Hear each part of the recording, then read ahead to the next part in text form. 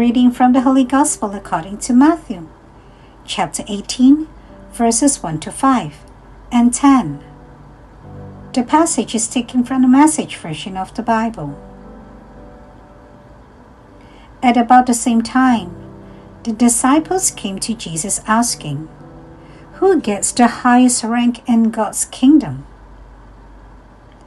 For an answer, Jesus called over a child, whom he stood in the middle of the room and said,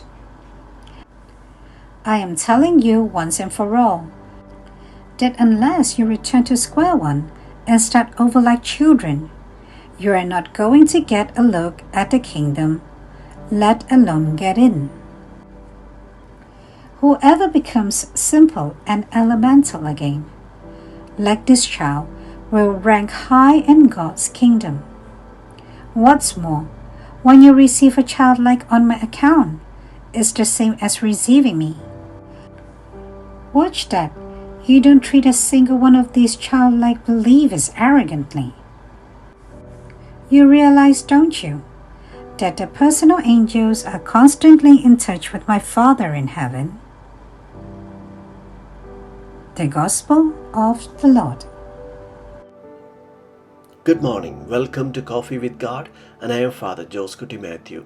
Today, on the 2nd of October, the Church celebrates the memorial of guardian angels, and we are reflecting on the Holy Gospel according to St. Matthew chapter 18, verses 1 to 5 and verse 10. We are immensely precious to God. The disciples' question, "Who is the greatest in the kingdom of heaven?"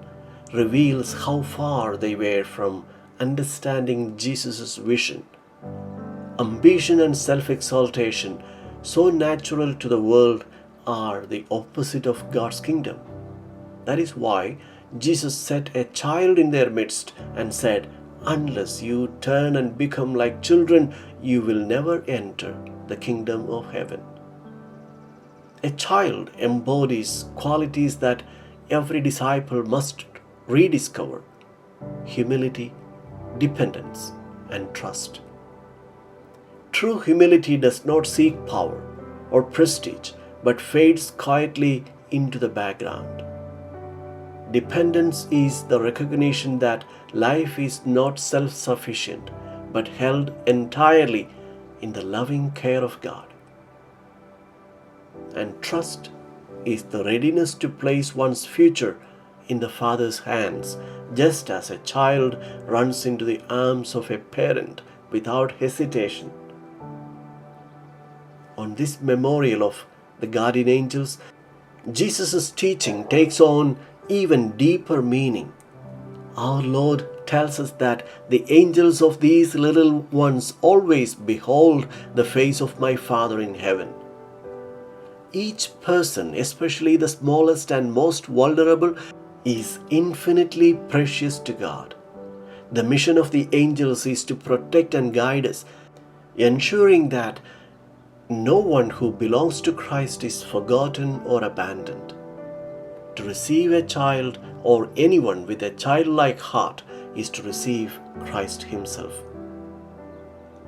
This feast invites us to renew our awareness of God's constant care through the ministry of the angels. They remind us that we are never alone on the journey of faith, no matter how small or weak we may feel. At the same time, we are challenged to imitate the angels by protecting and nurturing those entrusted to us, the young, the poor, the fragile in faith, recognizing in them the presence of Christ. To walk into the kingdom, we must turn away from self-centered ambition and instead embrace humility, dependence, and trust. The guardian angels accompany us in this conversion of heart, leading us toward that childlike openness which alone makes us citizens of heaven.